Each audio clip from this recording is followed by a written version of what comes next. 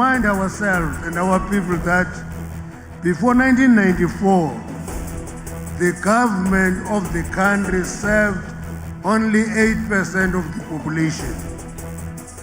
Today, it is serving every member of this population.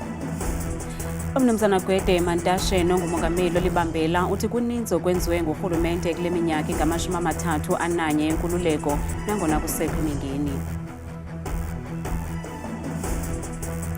Abahlali base-Eldorado Park eRhawutini bamemelela kuba kubekwe ixesha lokuba kuthi nkcwe ezitalatweni kungabikho bantu bazulazulayo kulandela ukubulawa kwabantu ababini kudushe olugqubayo kulo mmandla.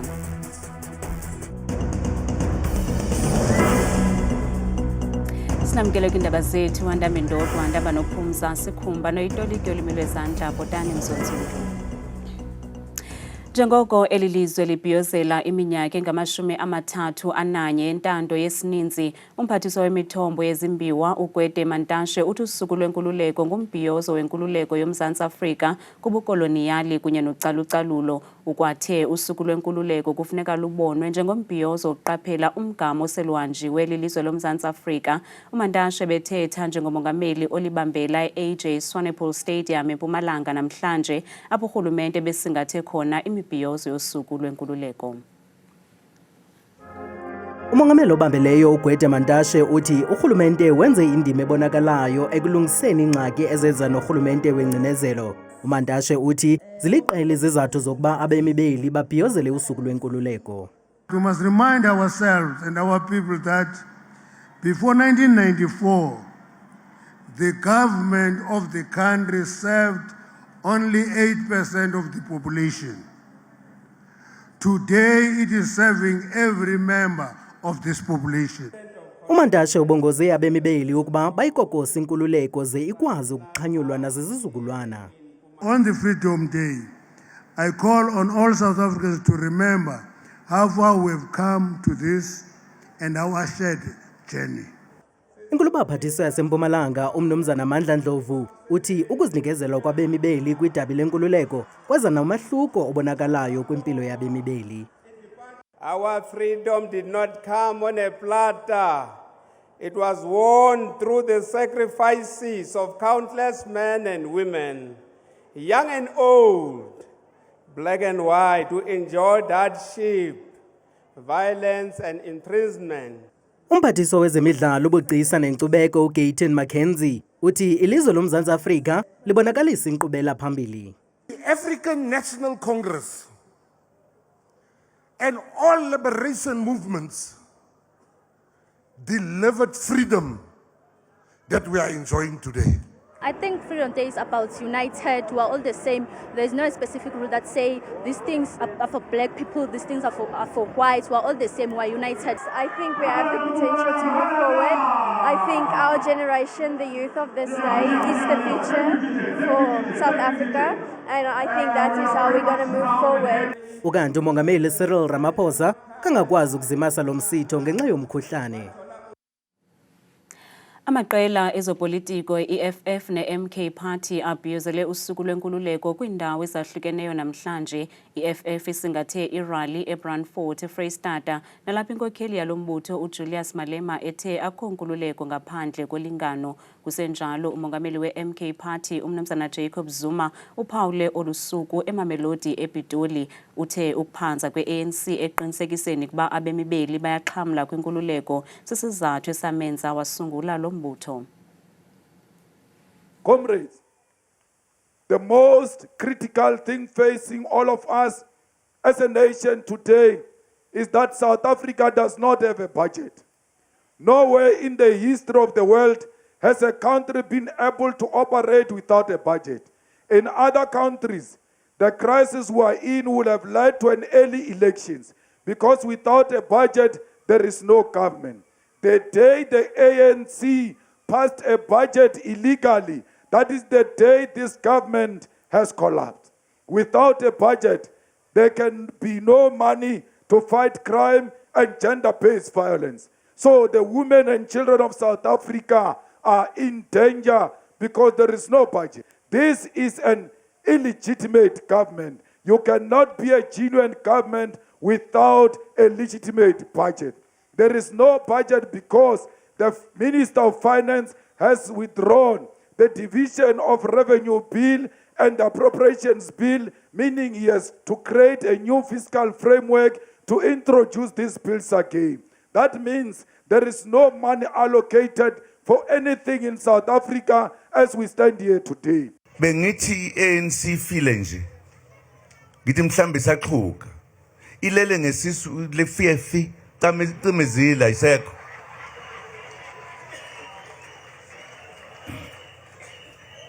Ngasibuza ukuthi uma kunje kuthiwani ngoba phela sikakhululeki.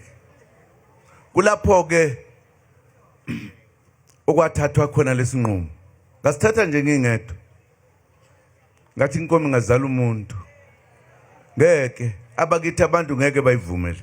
Hayi ukuthi inkululeko lesayicela sathi siphena inkululeko, sayilwela.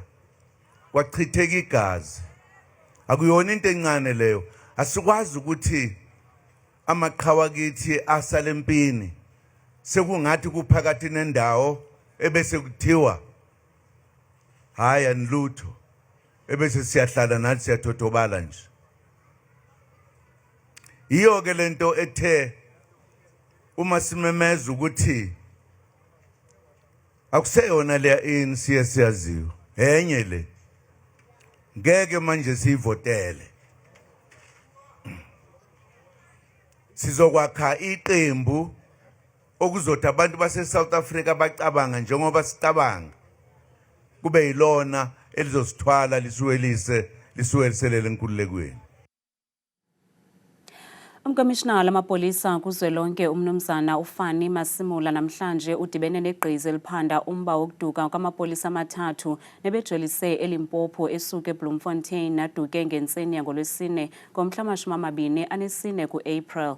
uMasimula ubephelekwa inkulu baphathiswa yaseFreystata kunye nosekela mkomishinala kuzwelonke wezokuchongwa kulwaphulo mthetho udize kuba imali efikelela ku350,000 rands ibekelwe bucala ukwenzela nabana onolwazi luza kuncedisa koluphando. Lolu suku lwesithathu lokhangelwa kwamapolisa alahlekileyo nekholelwa kuba agqityelwa kubonwa kufuphi neGrasmere Toll Plaza kumazantsi eGauteng. Umkomishinala wamapolisa uthe amapolisa aqule agangatha uqinisekisa ukuba la mapolisa ayafumaneka. We are so far quite confident that we have deployed the necessary resources and experience to find these members. Our investigation is quite crucial as it covers both the Free State, the Gauteng as well as Limpopo. Ukuzakuthi kangoku uthi amapolisa awakabi namkhondo. We do not have any leads for now. Whatever little that we find, we are still following up. We cannot call it a leads or any information at this stage. Usapho lucela uluntu ukuba lubancedise lubuyise abantwana babo. Somebody must have seen something. Somebody must know of something. Consider these your kids as well. They were doing a job to protect the community. They were there to serve you. Now, we as the family, we as all these families would love to plead to you, anybody who has noticed anything outside there, to come forward. I'm just pleading to those people out there, just bring her because her son, Zanu, she misses her a lot. Amapolisa ayaqhubeka nophando.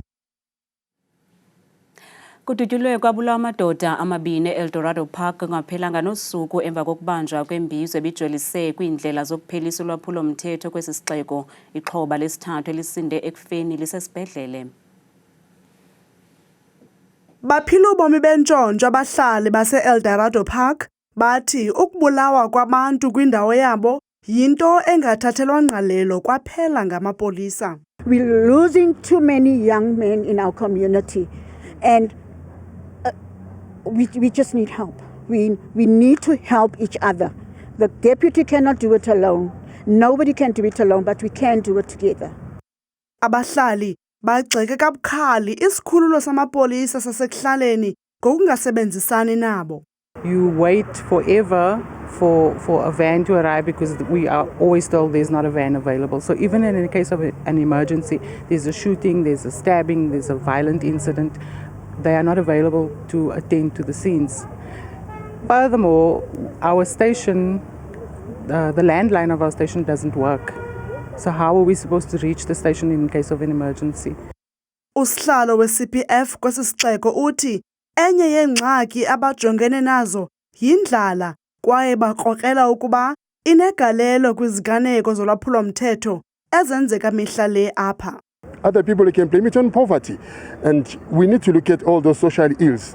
Come back, look what programs can be done. All those recreation centers should be open.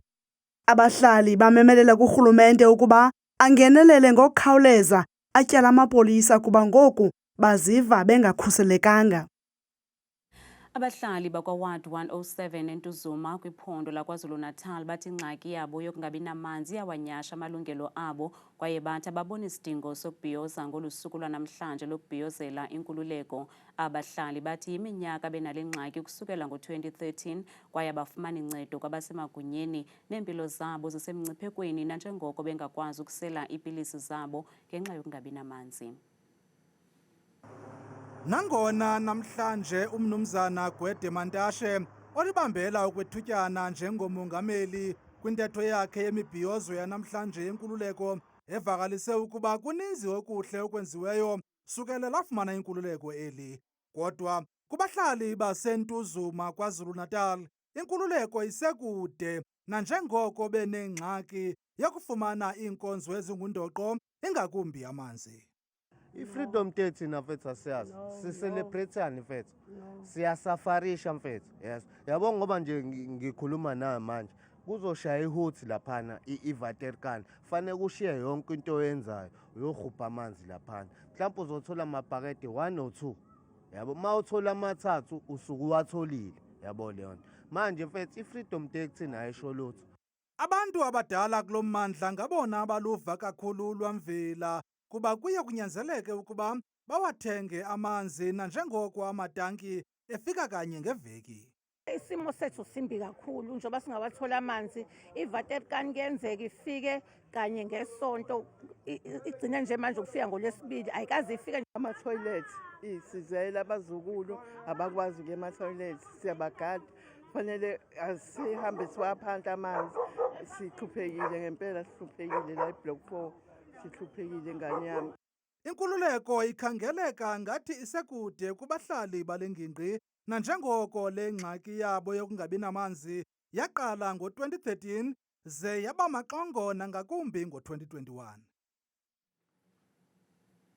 Umhla wama-3 apha ku-April kuphawulwa usuku lomculo womnqunqo kwihlabathi ngokubanzi kwaye oku kwaphunyezwa yi-UNESCO. Umasipala waseBuffalo City lilungu lombutho amagcisa kwi-UNESCO. Kungoku nje umbutho oququzelela imisitho uMtiza Arts Festival uza kubhiyozela olu suku neqala kumculo womnqunqo mbhexeshi wepiano Andile Yenana.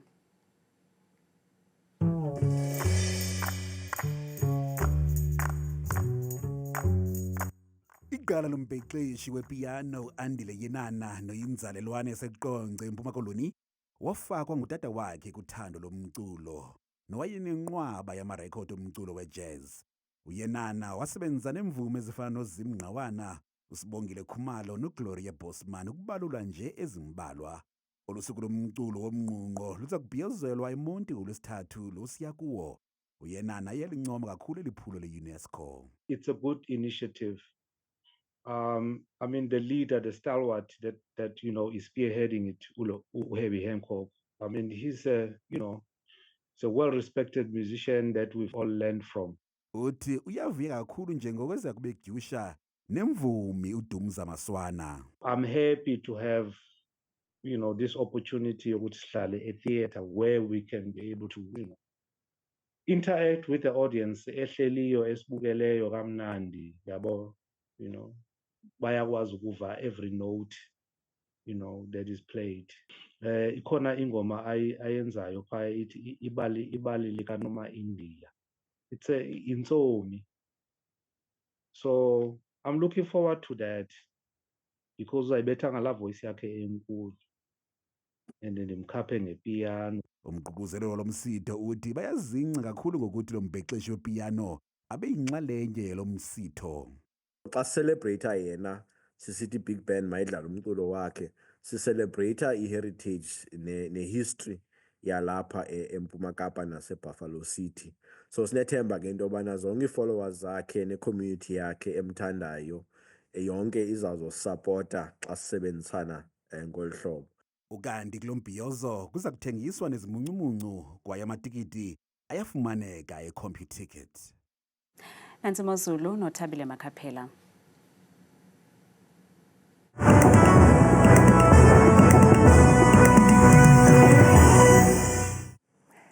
Kakhulu ke kuwe Qwathikazi noMamzangwa kwideska yendaba ndiyabulisa nawe mbukeli wam apha ekhaya ndikwamkeleka lokhu kwiqonga lam leMozulu mna igama lam ndikuthabile inzwakazi yabathembu mvanje bethuna yenjenje ke iMozulu leyo ke mbukelo wam ekhaya esiye sivule ngomfanekiso wethu wokuqala kaloku ogangatha ngokubanzi ke kwiziganeko zamvanje kuMzantsi Afrika uphela kakhulu mbukeli kuyatshisa kamnandi nje kumbindi apha eMzantsi Afrika indawo ezifana pha loko Diana futhi ekuseni bevuswa kaloku lelashumi nje elinyanye baqhube ngomso beluvala futhi belusonga olwasuku lwabo futhi ngelanga kamnandi ngamashumi amabini nje akhatshwa sisihlanu kanti ke xa uthe chu nam ngokubanzi sijonge kaloku amaqondo wakho ke aphantsi naphezulu ngolokuqala nxa iphondo kuphaya kaloku eMpuma Koloni ngamandla phako Alvane Koma neJamestown futhi kungabanda ngenkwankca phaya ekuseni futhi ngala 6 degrees baqhube nosuku futhi beluvala ngo-22 kanti bukele ekhaya baphila kanje bona phaya ephondweni laseFreystata ngamandla futhi kumantla phaya koSasolburg neziphaluka phaya ekuseni kuyabala kakhulu futhi yonke la nkwankca futhi naseFrankfurt ekuseni bevuswa kwakhona futhi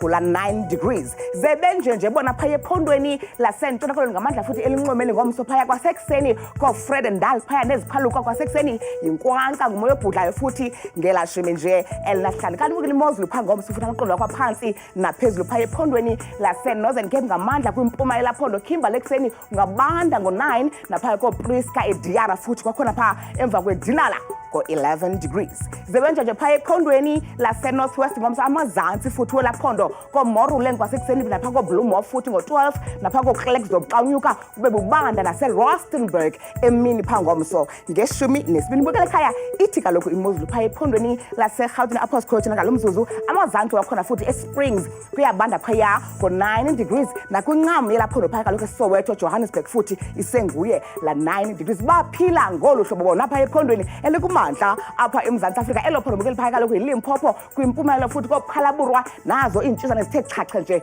yonke lamva kwemini ngo29 degrees sehle njalo mbukela ekhaya kwakhona futhi eqala ngokubanzi phaya ephondweni laseMpumalanga ngamandla phako sikhukhuza kumantla kuyanetha yonke intsatsa futhi ngo16 nasembombela futhi kube bubanda ngeshumi nje elinesathu mbukela ekhaya khawuvume nawe apha ekhaya kaloku ndiyivale ndiqukumbele phaya ngephondo laKwaZulu Natal amazantsi walo Kokstad yingqele pha ngo9 nasePietermaritzburg futhi ngo12 kanti phako gqibela futhi eLadysmith ngo10 mna ndikuthanda kangaka xesha limyoli